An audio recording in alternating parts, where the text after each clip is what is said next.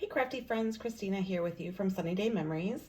So for the month of January, we're going to be going and focusing in on the Timeless Plaid, a new paper collection from Stampin' Up. And as you can see here, I have it laid out so you can see all of the wonderful plaids and colors that are in this collection. I love that not only is plaid a nice classic, timeless, like as they named it, but I love that they have colors in here that are suited towards masculine, feminine, and even neutral.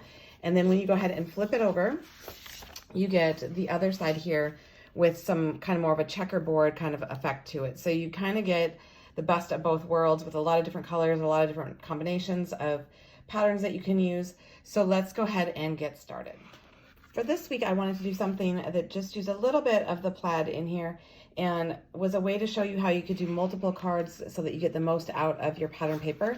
And so what I've done is I've cut down one of the pieces of the plaid down to a 3x3 size, which that gives you 4 squares so that you could do 4 cards at one time if you wanted to. And I'm also featuring one of the Sale-a-Bration stamp sets that I think is going to be wildly popular. It is the Friendly Seagulls here. And so by creating 4 cards, I was able to use the different images in there. And I've also used different sentiments. While I did use the sentiment here, the Hey Friend, from the set, I also found in my collection of other stamps so that I could change it up. I have a thank you, I'm here for you, and a happy birthday. So it just kind of shows you the versatility of this design. So let's go ahead and start creating it. All right, so the first thing we're going to do, like I said, is cut down one of those pieces of plaid to a 3x3 size. So that is simple enough. Just go ahead and cut your paper in half at the 3-inch mark. So that way you have 2 pieces that are 3x6, and then you'll cut it in half again at that 3-inch, and then you'll have the 3x3 size that you need for the card. So then I wanted to go ahead and back this with just a little bit of the early espresso. And so this is a 3 1/8 by 3 1/8. If you don't want to work in 1/8-inch increments, you could do it at 3 1/4, and that would absolutely work. Like I said, I just wanted to have a little bit of that popping through just so that it really made it pop even more. And so I just went with 3 1/8. So that is the first piece there. And then I've taken, well, actually I should start with the card base. So this is a traditional card base. This is 4 1/4 by 8 1/2. So then you go ahead and score it at 4 and, oh, sorry, I messed that up. This is 4 1/4 by 11, so that it's 5 1/2. And then you go ahead and score it at the top. So that way it is a top fold card. And then I've got a piece of the Pecan Pie, the same color as that.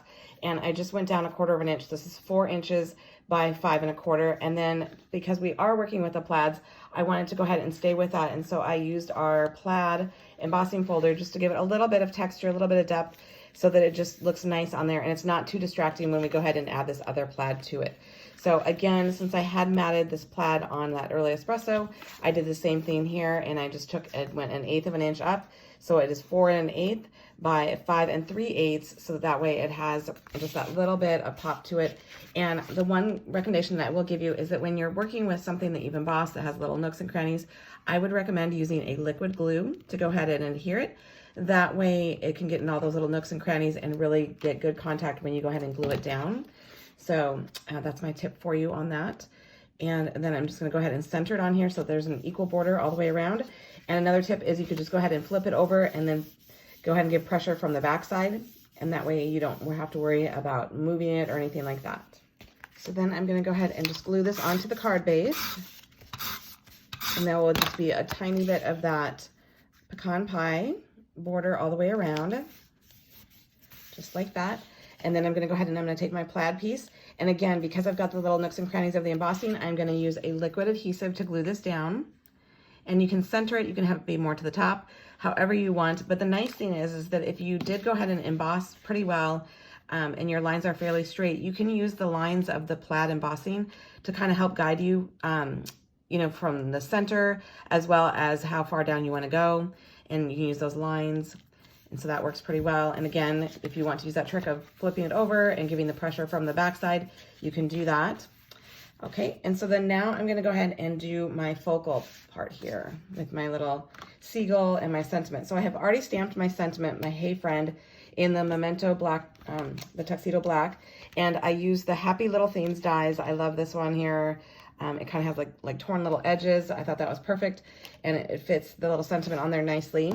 And then I am using one of our new die sets that just came out. It is called Around It All Dies.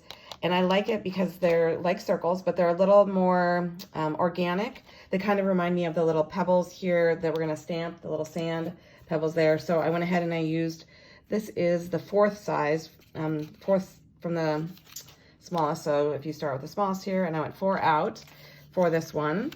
And then because it is kind of organic in shape, I did kind of use more of that pointed top to go towards the top of my image, where I'm going to go ahead and stamp my seagull. And so I'm going to head and do the exact same one here that I have this Hey Friend, this seagull. So I'm going to go ahead and stamp him in the center of that die cut. And then I'm going to take my Pecan Pie ink pad and I'm going to stamp some of the pebbles around it. And before I do that, I'm going to grab a scratch piece of paper here so that I can go off the edge if I want to. So I'm going to actually stamp it 3 times.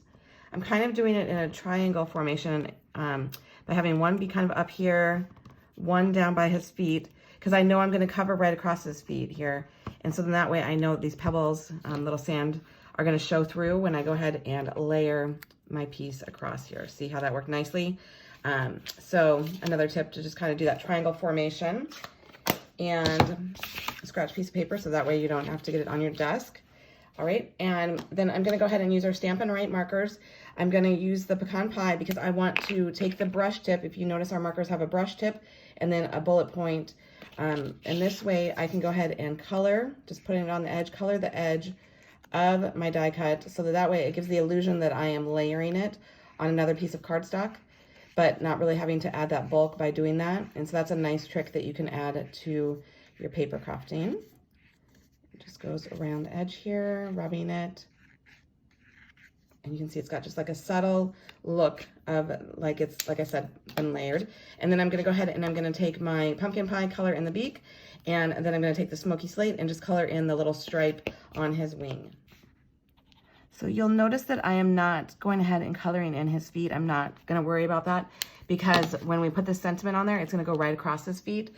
And so there's really not a need to go ahead and color that in. If you want to, you could absolutely do that. I just decided to not bother doing it. And then I'm gonna go ahead and I'm gonna put 3 of the Stampin' Dimensionals on here, again, using that like triangle formation, just because then it kind of helps ensure that there is a good contact on all parts of it and it doesn't squish down in the center or anything like that. And then I'm just gonna go ahead and center that on there. And then I'm gonna also use our Stampin' Dimensionals, but the mini size, so I can put it behind my sentiment here. And I'm just gonna put a couple of them in the center of the sentiment. And then I'm gonna make sure that this has good contact there. That way I know that there's no stickiness going off the edge, and kind of center that across my die cut shape there. And like I said, it covers up his little feet. And then the final touch is I'm going to add some of these textured dots. These are like my favorite. They're my go-to. As you can see, like I'm almost out. I push down just to ensure that the adhesive is staying on the little gem. Oops, and it did not, as it falls right off. So I'm gonna go back here, press on it again, just to ensure that it picks that up, and then set it down. And then I'm gonna grab a second one. And that finishes off my card. And so it's just a nice, like neutral, you could be more masculine because of the blues in it, but I just love the timelessness of the plaid, and it looks so great with that seagull. So I hope you've enjoyed it. Be sure to like this video and subscribe so that you don't miss future videos. And until next time, stay crafty.